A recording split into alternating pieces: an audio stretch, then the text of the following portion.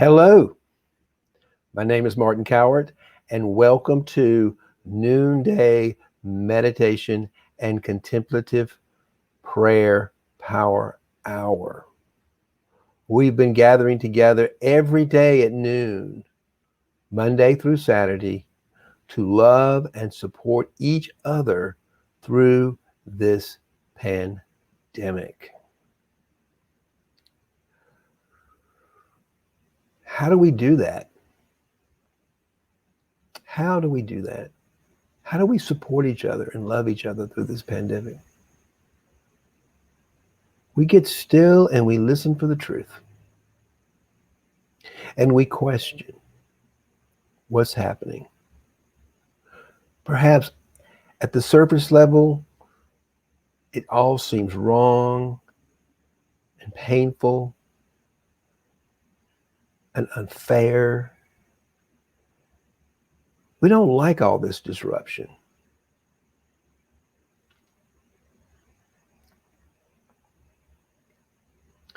And don't let me. We're all in pain. This disruption from COVID-19 has created an enormous, an intense amount of pain and suffering around this world,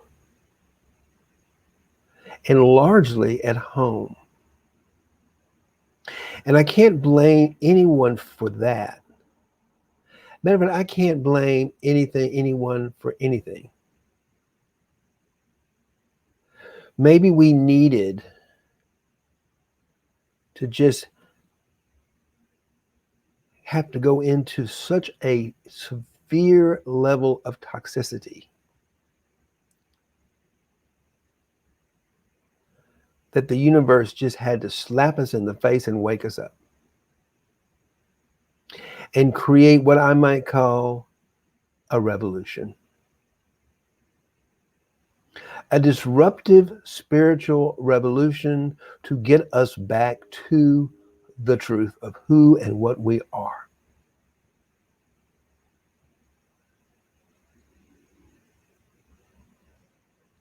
Nothing, I can't imagine looking at, I'm pretty much a pretty decent historian, but this is a fairly large and painful disruption for the world. And it's especially painful for those of us in America, because we had gotten so comfortable living in such a toxic environment. We almost didn't care. We got to the point where we could look the other way at the pain of others. As long as we were getting our fair share, as long as we were successful, there's no point in disrupting things. Why would you? We're comfortable. It's only when we're put in touch with the enormous pain we may be causing. It's our empathy for others, a word I heard used over and over for the last 2 days at the DNC convention. Empathy. It is through empathy, it is through my ability to walk in the shoes of a Black trans woman and know the pain she has felt. I am grateful for empathy. I am grateful to be able to feel the pain of others. And I'm aware of that pain, and I feel it every day.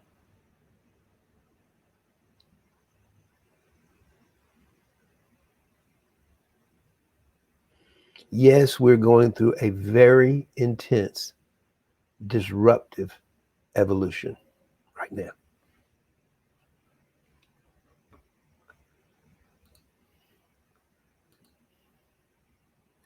Feeling full and grateful That's a great way to be. Full and grateful.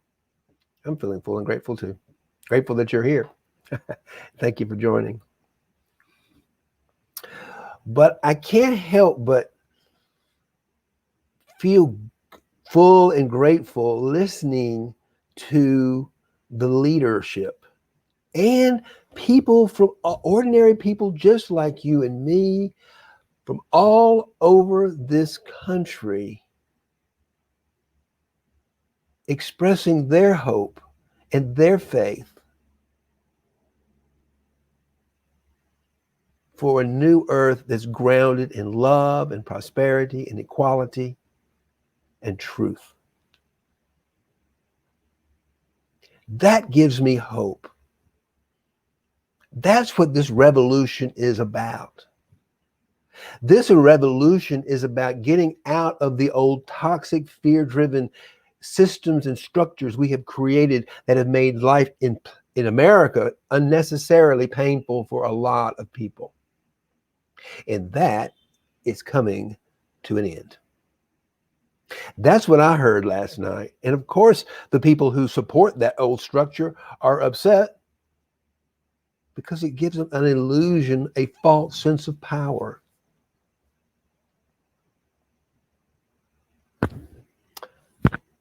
But I can't help it. I'm excited. I'm excited hearing people from all over this country talk about the movement we're in, this revolution away from the old fear-driven, toxic environment we created. We created it, by the way. Every one of us created this toxic environment. It wasn't just them, whoever you want to make them to be, all of us. And as we accept our participation in the creation of what we've come to so far, we get to dance in the delight and the joy of creating a new earth, a new way of living, new social economic structures and systems that are grounded in love, prosperity, and success. It's not something you have to go out and try to achieve. It's who and what we are. And we can build a whole new earth, a whole new world grounded in the truth of who we are. We don't have to pretend to be something else. Look where that's gotten us. We can be honest with ourselves. We can feel the pain of others, and we can have compassion.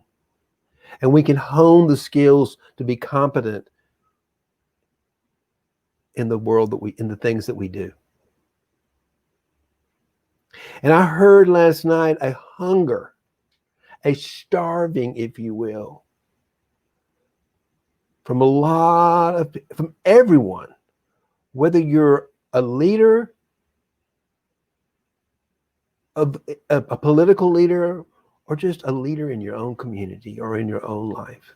I heard a lot of love-driven leaders around this country at the DNC talking about a new earth, a new way of being,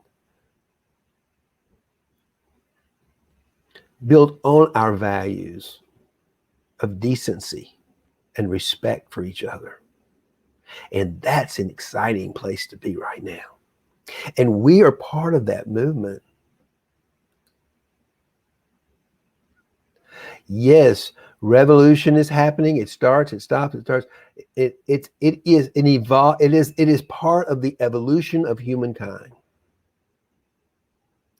And then I think what happens is it's which side of the revolution, what's driving you? Well, how do we participate? Am I being driven? If I'm being driven by fear, then I'm part of that side of the destructive side of the energetic. Energy and love and fear are energy sources.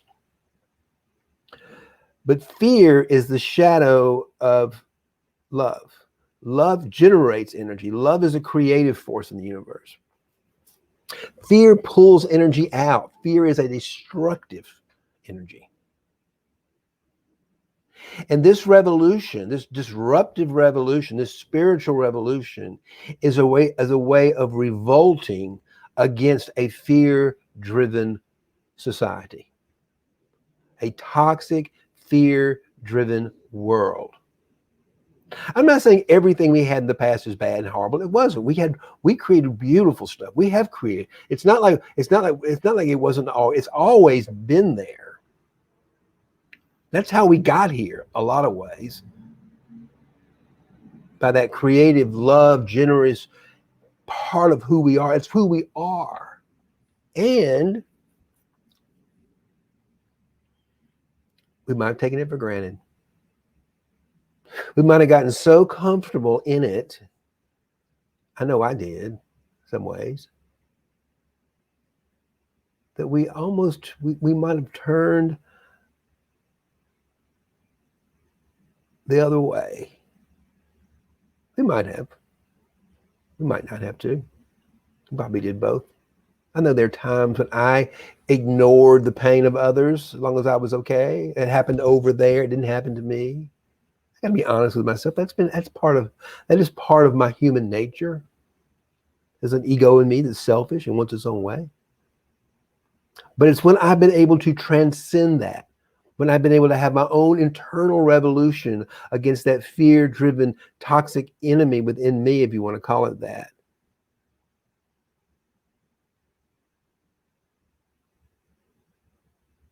To attain a higher level of truth, to a higher level of consciousness, a place of love, and prosperity, and joy, and truth. And what's so exciting for me is that I resonated so much with those words coming from so many different people across this country last night.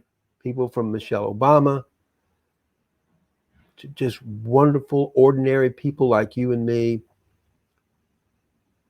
loving their families, loving their life. Wow. What an exciting time for us to live in right now. What a wonderful place to be. How do we participate more fully? I would suggest the way we participate and get more fully into it. If you want to give love, you got to be able to give love to yourself. And I've been reading some stuff from Eckhart Tolle this week, and I'm going to read something in a minute. If we can make our primary purpose in life to love ourselves deeply,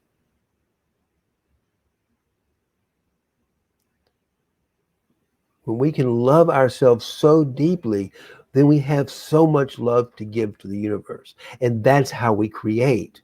We create from love. Reminding me of what Brene said, just hard to, yes, it is. It is hard to hate up close, but we do it. We hate ourselves at times. I don't know that we hate ourselves, but we certainly do attack ourselves. I've been doing this wonderful exercise with my clients of self-love where they look at themselves on the Zoom screen with compassion and love for themselves. And it's really hard. It's hard for us, hard for me too. I've gotten kind of used to it by being here every day.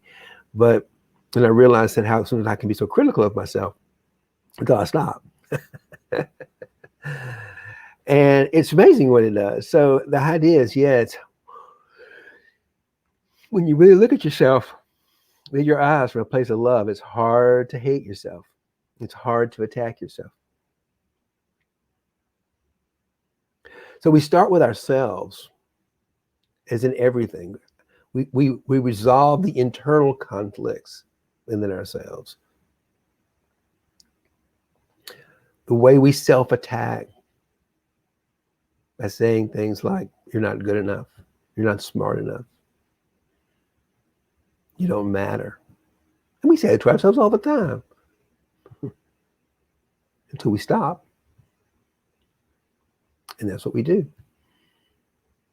We get caught up in all that drama in the world and we start making it about ourselves and all this stuff. It's painful until we stop. We come together. We get still. We get quiet. And we listen for the truth, that presence deep within us, just to tell us how much we're loved and how much we're valued. And that's the message I got from the leadership and the people on the DNC, and I'm really encouraged by it. When all of us, including our leaders, join this movement to create a new earth grounded in love and truth and prosperity, everyone can benefit from it.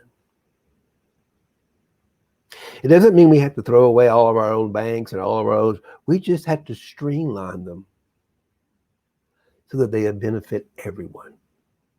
It gives everyone an opportunity, an equal opportunity to live a wonderful life. That's all. They're really good structures.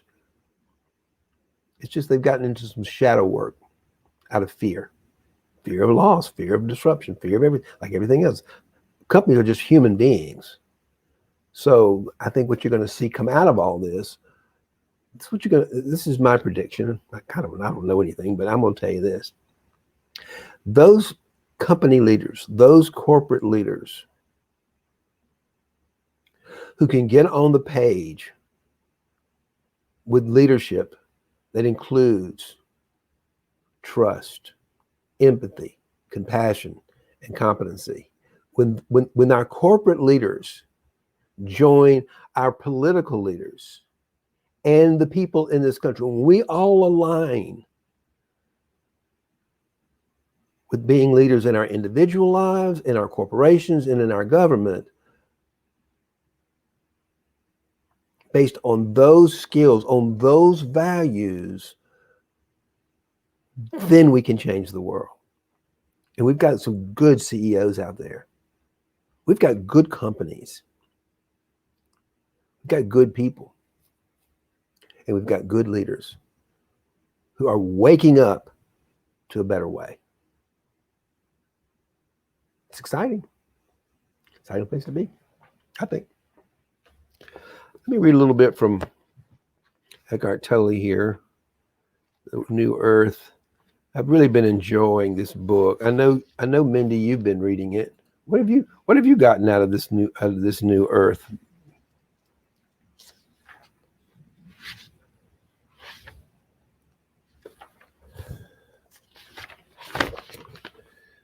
When I'm looking it up, you want to type in what you've discovered from this book. Oh no, that's not what I wanted to read today. I wanted to read something I got from Richard Rohr. That's what I got today. Sorry. But still, my question for you, Mindy, is still there. Is what do you want to make any comments about what you've discovered in the New Earth? It's really quite good, isn't it? This is from Richard Rohr. It's a disruption of the spirit. He's doing a series called Order, Disorder, and Reorder. He calls this a disruption of the spirit. My friend and CAC colleague, Brian McLaren, has spent years imagining a new kind of Christianity that invites people into a deepening commitment to love God, neighbor, and self. Such a movement for the common good is surely disruptive or disordering to our status quo. Just as Jesus disrupted the status quo in his own day.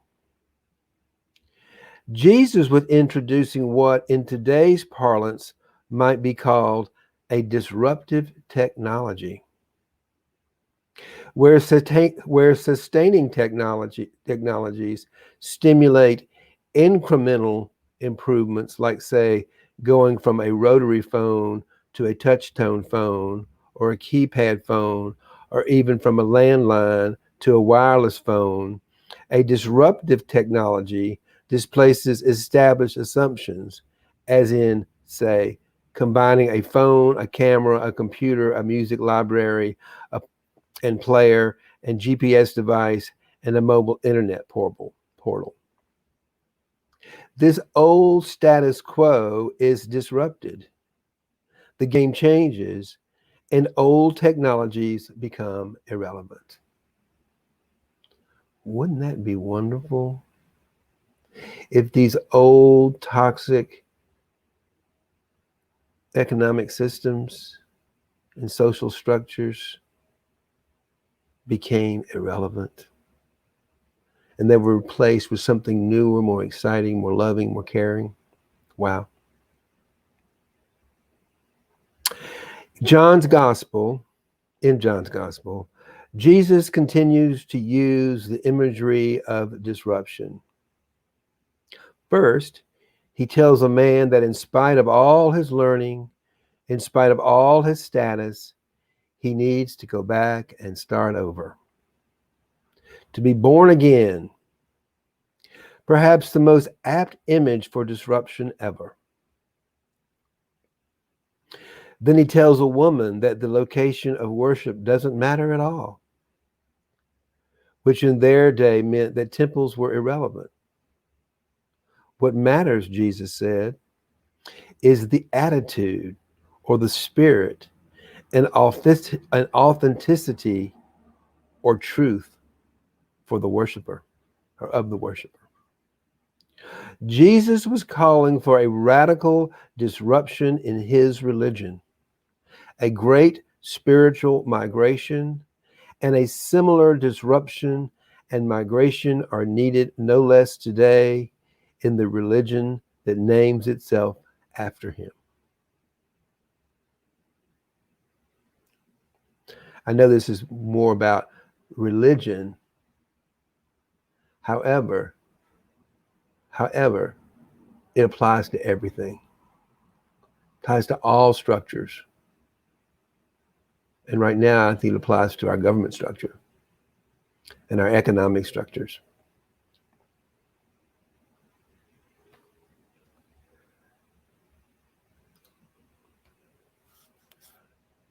I don't know, Ruth Reichel, the food critic. Ruth Reichel, if you're talking about Ruth Reichel, the food critic, I didn't know what she was writing about. What's she writing about? She gave me a wonderful review of my restaurant once. I thought it was nice. I think it was Ruth Reichel. It might have been the one after her. I can't remember. It was one of the New York Times food critics back in the day when that was such a big thing. And the longing for less. Yeah, we long for emptiness. We long for quiet. We long for that stillness.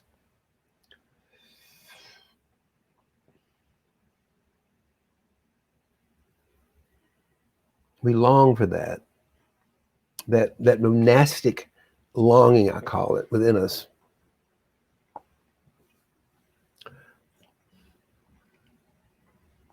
That inner solitude. And we get very agitated. I get very agitated when I'm pulled from it too frequently.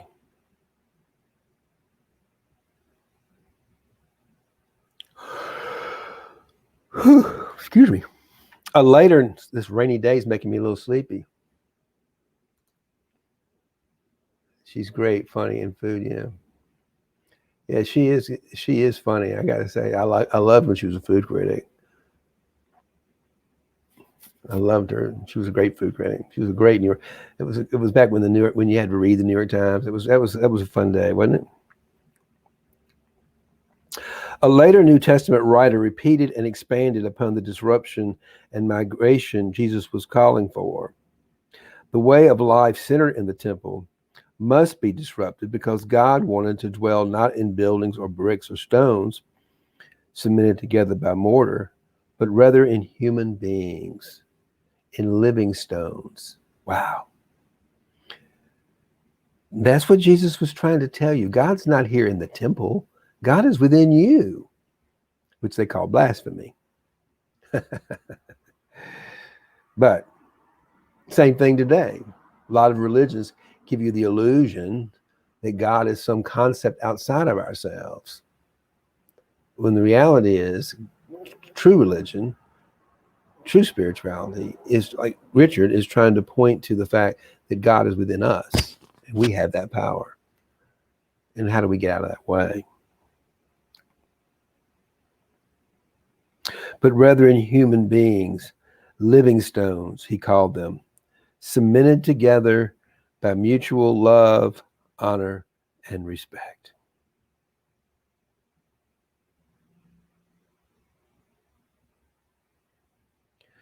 We need leadership.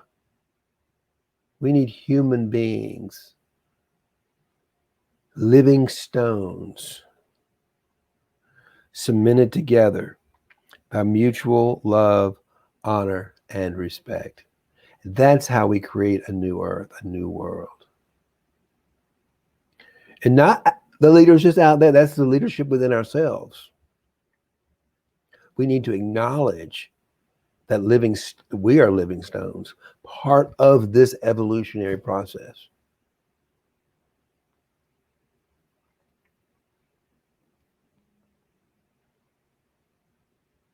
This disruptive revolution, this liberation, this great spiritual migration begins with each of us presenting ourselves with all of our doubts and imperfections, all of our failures, fears, and flaws to the Spirit. Our legs as pillars, our bodies as temples, you, me, everyone, no exception. I'm reading that paragraph one more time. That's a powerful, powerful paragraph. This is why we come here. This disruptive revolution, this liberation, this great spiritual migration begins with each of us presenting ourselves with all of our doubts and imperfections, all of our failures, fears, and flaws to the Spirit, our legs as pillars, our bodies as temples, you, me, everyone, no exceptions. We need all of us to be part of this evolutionary process. All of us can take part in this spiritual revolution.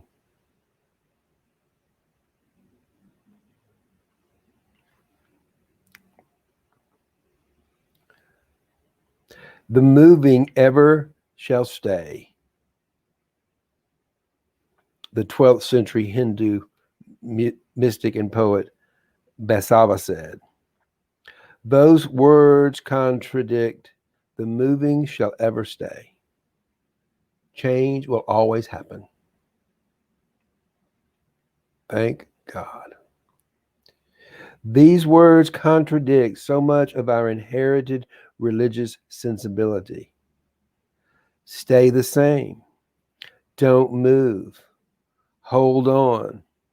Survival depends on resistance to change. We were told again and again, foment change, keep moving, evolve. Survival depends on mobility. Let me read that differently. I read it wrong. Those words contradict so much of our inherited religious sensibility. Stay the same. Don't move. Hold on. Survival depends on resistance to change. We've been told over and over and over again, either by our religious institutions or the government or the world that does not know. Foment change. Keep moving. Evolve. Survival depends on mobility, the Spirit persistently says. Fear of change or love of change? Which do you fuel? Probably both. Until the fear gets so painful, we have to let go of it. If we want to see the future of Christianity as a great spiritual migration, don't look at a church building. Go look in the mirror and at your neighbor. I love that. The future of Christianity is not in the building. It's at looking in a mirror and at your neighbor. Wasn't that the great commandment? To love your Lord, your God, with all your heart, with all your might, and all your soul. And the second commandment, to love your neighbor as yourself. That's the only commandment. So what if you made that your primary purpose? Every moment of every day. And you practice that. I practice that. what would the world be like? Imagine a world where everyone participated in making self-love their primary purpose for being.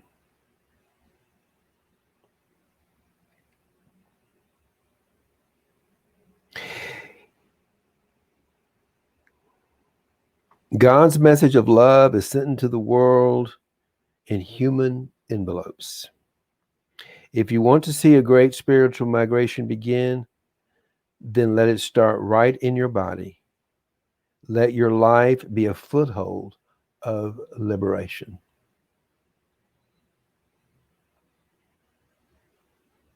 You willing to do that? You wouldn't be here if you weren't.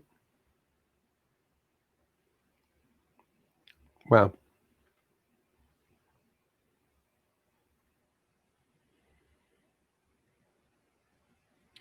I'm going to read this prayer that was included. I don't normally do this, but I'm going to today because I'm looking at it briefly. I love his prayer. This is a prayer for our community. Oh, great love, thank you for living and loving in us and through us. May all that we do flow from our deep connection with you and all beings. Help us become a community that vulnerably shares each other's burdens and the weight of glory. Listen to our heart's longing for the healing of our world. Knowing you are hearing us better than we are speaking, we offer these prayers in all the holy names of God. Amen.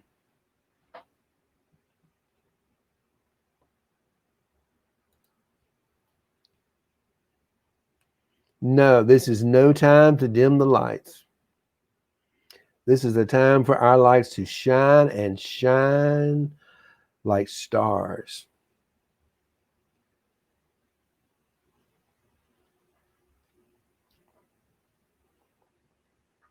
And love is what fuels the brightness of the light. So let's meditate.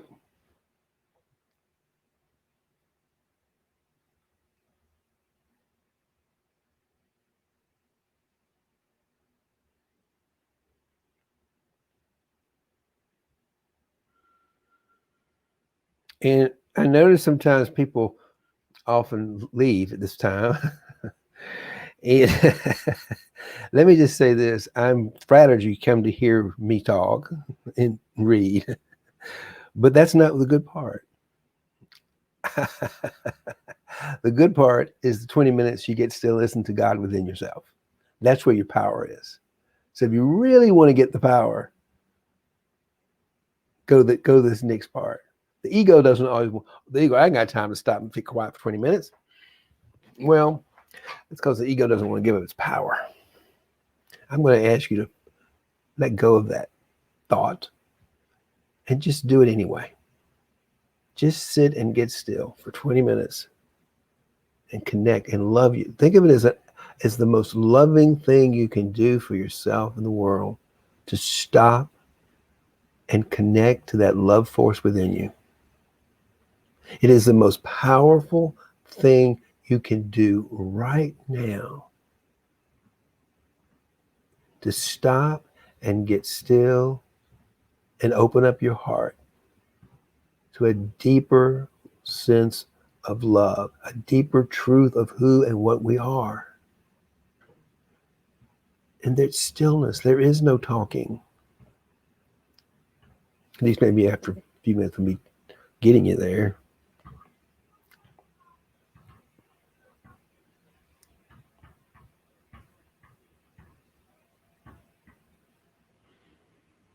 So I've set the timer. Raise your arms in the air, and I ask you to do that because I want you just to hold them up and feel the presence of life in your arms. That's as far away as the life force is. It's in you. Otherwise, you couldn't raise your arms. If you weren't alive, you couldn't hear me. And that same aliveness, that same being is the same being that I'm talking from. That's what we are. We are immersed in it. It is so close we can't even know it. It's like a fish in water. Fish doesn't know it's in water until it gets out. It's like, where's the water? Well, it's the same way for us. Our egos take us out and separate us from God. This is a way for us to get back. We know when we're separated, don't we?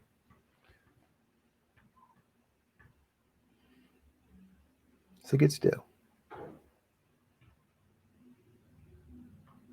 And if you could see yourself in the on the screen, look at yourself. Just take a look at yourself for a moment. Look in your own eyes for a moment. Look at the miracle of you. And maybe notice when you first start doing it, you're a little uncomfortable because you're criticizing yourself. Maybe there's a little part of you that says, I don't deserve the kind of love that's within me. Just notice what's coming up. So we're going to start this meditation with our eyes open, looking at ourselves, gazing at ourselves with deep love and appreciation for this life.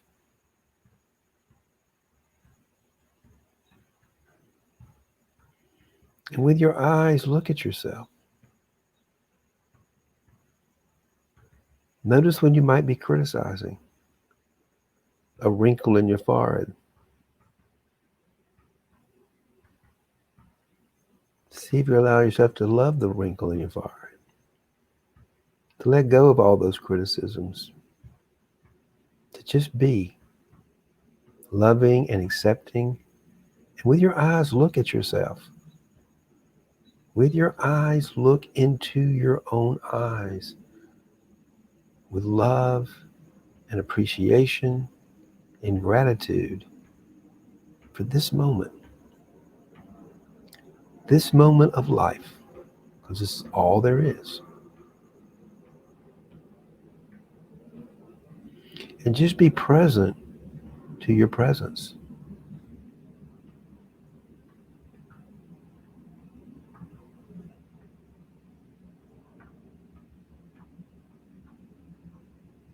And notice any thoughts that may come up.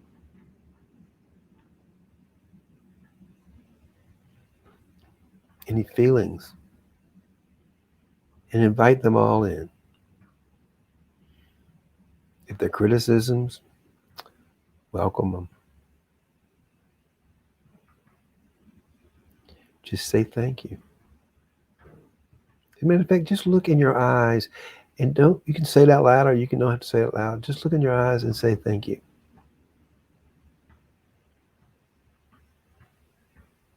Let yourself know how much you love and appreciate this moment with your eyes.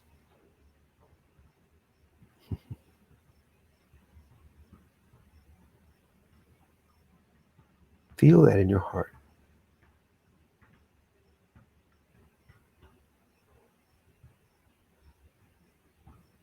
Allow yourself to see yourself maybe for the very first time.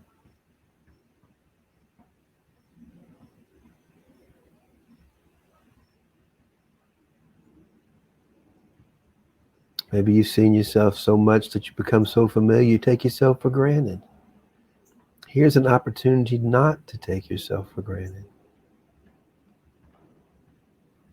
But from your heart, really feel how much you love what you see.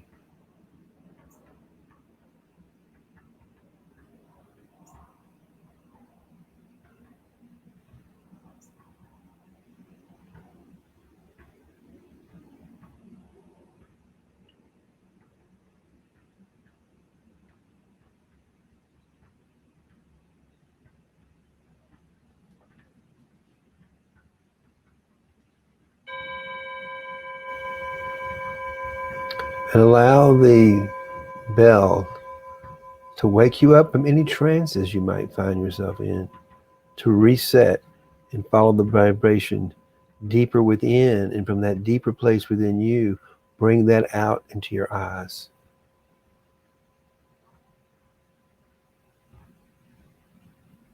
Bring that pure, loving awareness into the light for yourself to see.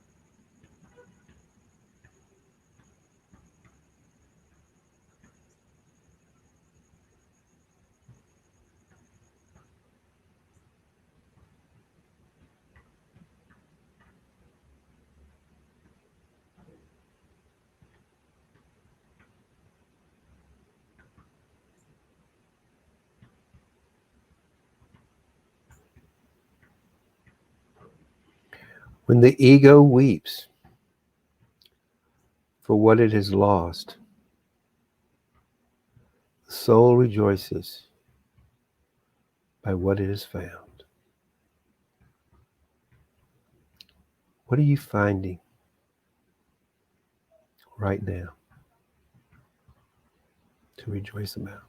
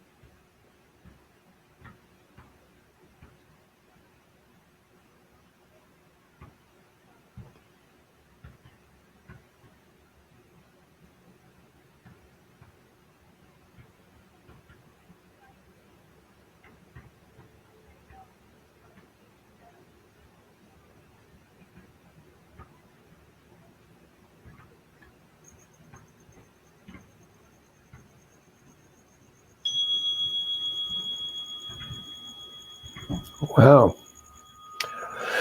Welcome back.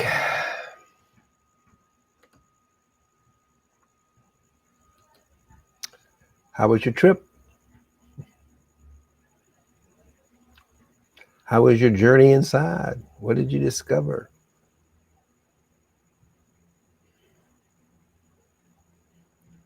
You discover what a remarkable and loving, beautiful person that you are, and how much you have to give to the world, and how much you matter.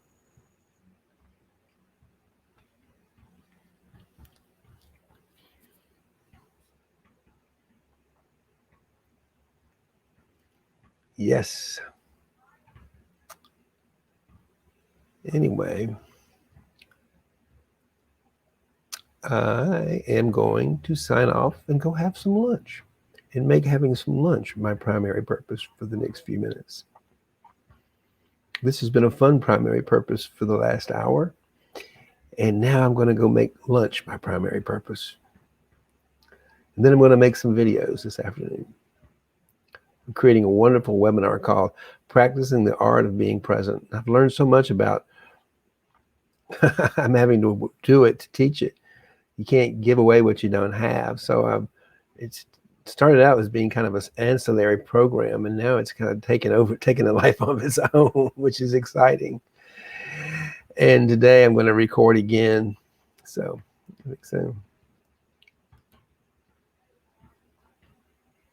yeah, very good. It's always great to see you, Mindy. How's everything in Vermont? I hope everything was okay with you up there today. And I look forward to seeing you tomorrow. Much love. Bye-bye.